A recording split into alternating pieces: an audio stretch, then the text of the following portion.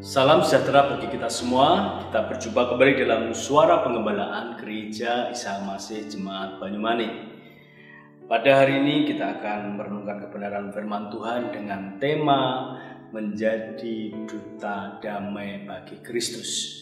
Kita akan membaca di dalam 2 Korintus pasal 5 ayat yang ke-19 dan 20. Demikian bunyi firman Tuhan. Sebab Allah mendamaikan dunia dengan dirinya oleh Kristus dengan tidak memperhitungkan pelanggaran mereka. Ia telah mempercayakan berita perdamaian itu kepada kami. Jadi kami ini adalah utusan-utusan Kristus. Seakan-akan Allah menasihati kamu dengan perantaraan kami dalam nama Kristus. Kamu meminta kepadamu, berilah dirimu didamaikan dengan Allah. Bapak Ibu yang dikasihi oleh Tuhan, menjadi duta damai bagi Kristus. Tentunya membicarakan tentang damai, kedamaian, perdamaian adalah hal yang menyenangkan bagi orang yang suka damai, bagi orang yang suka perdamaian, tidak suka bermusuhan, tidak suka iri, dengki, dan sebagainya. Intinya ingin melihat sesuatu yang menyenangkan, damai dalam persahabatan, damai dalam kejemaatan, damai dalam lingkungan, damai dimanapun kita berada. Nah, pesan firman Tuhan adalah supaya kita menjadi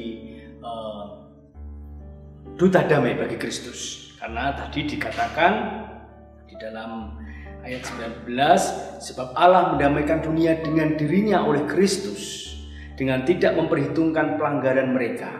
Ia telah mempercayakan berita perdamaian itu kepada kami. Bapak Ibu yang dikasihi oleh Tuhan, tentu setiap kita yang sudah diperdamaikan dengan Kristus bisa merasakan suasana hati kita, kehidupan kita, bisa merasakan sukacita, damai sejahtera. Karena kita sudah diperdamaikan, sudah dimerdekakan. Sebab Kristus yang adalah Tuhan itu sudah mengorbankan dirinya menjadi sarana perdamaian dari dosa yang tidak ada satupun orang yang bisa mengampuni. Kristus telah mati bagi orang yang mau percaya kepada Tuhan.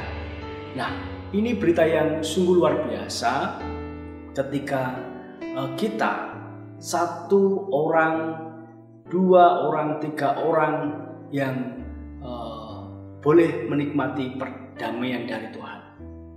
Nah, tentu saja kita akan lebih bersukacita ketika banyak orang diperdamaikan dengan Tuhan. Karena tentunya dengan hadirnya Tuhan dalam kehidupan kita yang sudah memperdamaikan, karena kita adalah orang berdosa, jadi kita bisa menikmati kehidupan ini tanpa merasa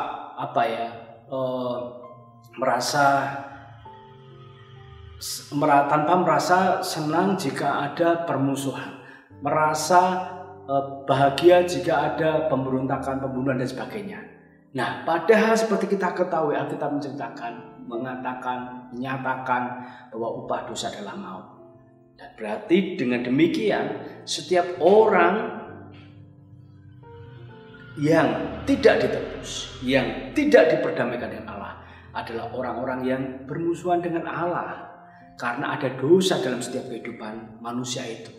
Tetapi syukur kepada Tuhan bahwa Allah mendamaikan, Allah memberikan dirinya untuk dikorbankan. Bahkan di ayat 21 ditegaskan, Dia, Yesus Kristus yang tidak mengenal dosa, telah dibuatnya menjadi dosa karena kita, supaya dalam Dia kita dibenarkan oleh Allah.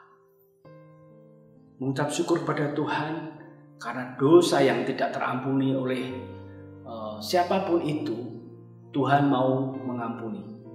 Kita orang yang tidak benar dibenarkan, orang yang berdosa ditebus dosa kita.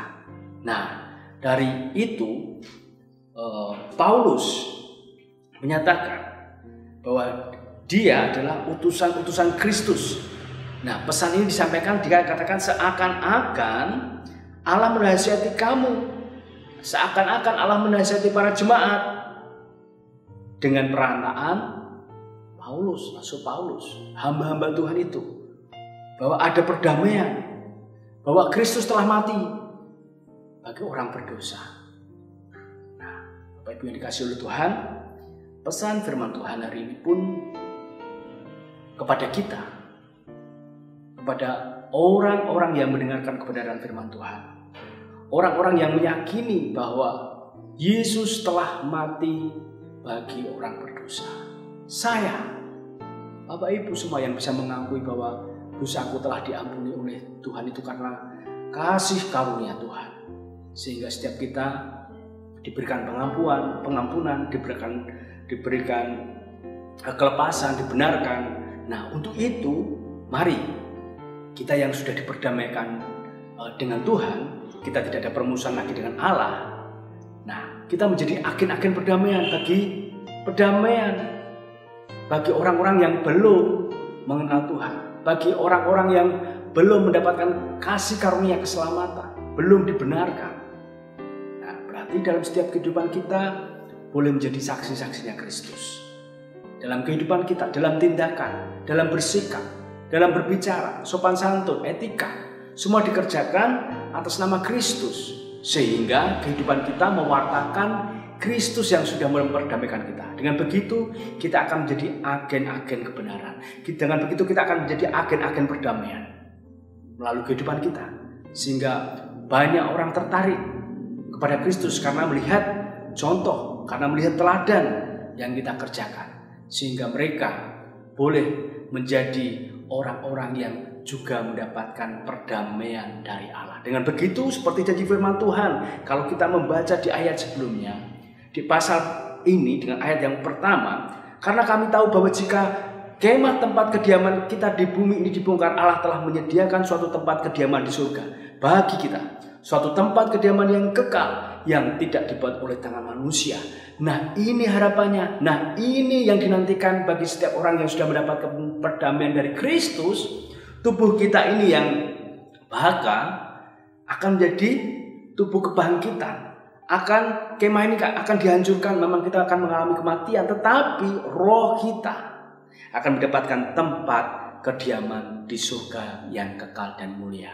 Sampaikan berita perdamaian bahwa ada Kristus yang memperdamaikan dosa manusia, sehingga ada orang yang mau percaya, sehingga mereka pun memiliki pengharapan di dalam kehidupannya nanti, kehidupan yang akan datang ketika kita mati, ketika kita dipanggil Tuhan, kita mendapatkan tempat di surga yang mulia. Haleluya. Tuhan Yesus memberkati. Amin.